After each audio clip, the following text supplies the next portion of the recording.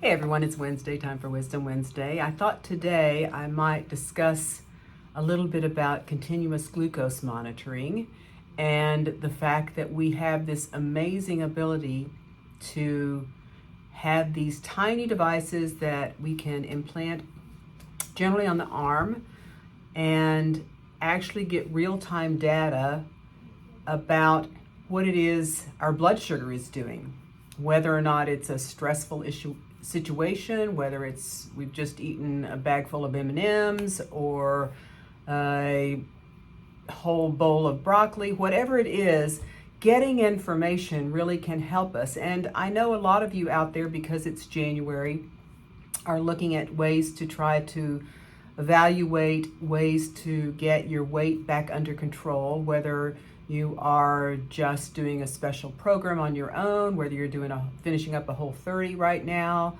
whether you're on semaglutide or tirzepatide, some of the injectables, or just trying a low-calorie diet. The data is really helpful because when you can see what food is actually doing in your system and understanding the control that insulin plays in, or the role that insulin plays in controlling blood sugar and determining whether or not we take in these calories and burn it off or we put it in storage, this can be very valuable to help you understand what it is that is perhaps a roadblock for you, or just trying to hone in on a better way to nourish your body. And having real-time data is very exciting and very valuable.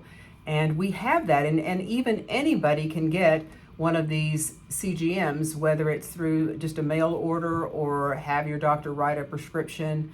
There are the new little ones, tiny little ones, the Free Libre 3s that are available at the pharmacy. You can get for $75 a week for 2 weeks. I think it is. It's 14 days. And then you use your phone to just set up to it, and it reads it through your skin, your glucose value. And having that information will then give you ways that you can really use to make changes, because it's when you don't know, you don't know. For instance, you may be really enjoying a potato and yet feeling like the fiber in a sweet potato might be better, but yet for you and your body, eating a regular white potato actually blunts the insulin response more than a sweet potato. You just never know.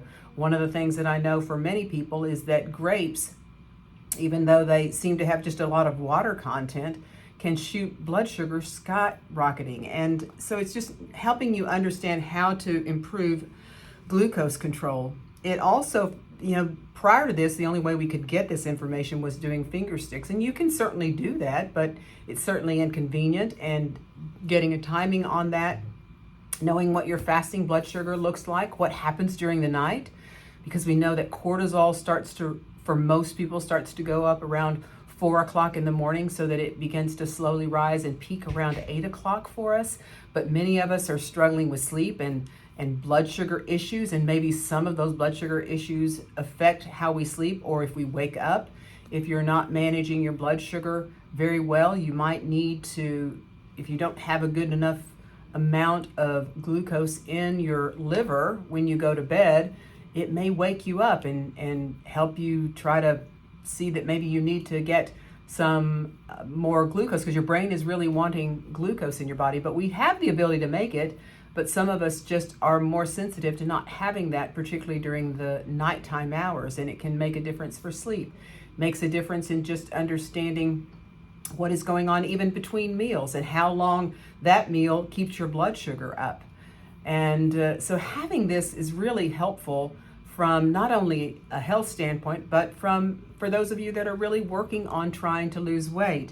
And that real-time information is quite valuable. Now, yes, $75 is not chump change, but for someone that's really struggling and not quite understanding how this works, then it can be valuable. We know too that what we want with a meal is we want to try to sort of blunt that insulin response. We've talked about how eating, say, a piece of cake in the middle of the day in between meals might totally raise your blood sugar, but yet if you had that at the end of a meal after you've had a fairly hearty meal with good vegetables and a good protein source and healthy fats, that you're going to have a much more blunted insulin response. So it won't have as much impact on your overall health and wellness for that 24-hour period as if you had that isolated with no other calories around it or other food substances that are going to slow the absorption. You get just this rapid rise and this then immediate insulin response. And those are those sharp insulin surges are what really have a negative impact on the storage of those calories and weight gain.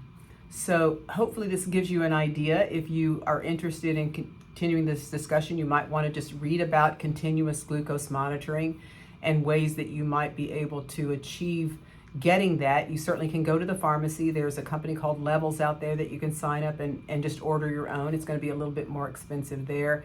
And there are others out there that you can just go online and try to do some research and find out if that's something that you might want to do. But truly, I think this is something that all people should have access to affordably and should take the time, maybe 2 weeks, once or twice a year, or just really utilize that 2 week period just with one application of this device and gather as much information as you can so that you can understand. Because a lot of the times, most people don't know where are these lipids coming from. Why is my LDL so high? Why are my triglycerides so high? Well, it really has to do with what is coming in. It's not just what's happening from an insulin response, but if you've done well in your testing and you go in for yearly testing and check, all of a sudden your lipids have jumped up, maybe there is a glucose control issue that is underlying this, or just a change in intake.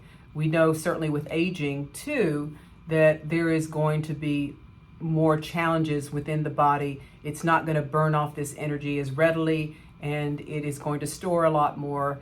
And there are other circumstances that raise cortisol that also raise blood sugar. So all of these things taken into concert and into consideration at the same time really has impact on what is happening at the blood sugar level. And having this information is just absolutely amazing and very valuable. So hopefully you've this has piqued your interest and you might want to consider looking into this. If any of you all out there are considering wanting to do that, let us know. We'd be happy to help you with that.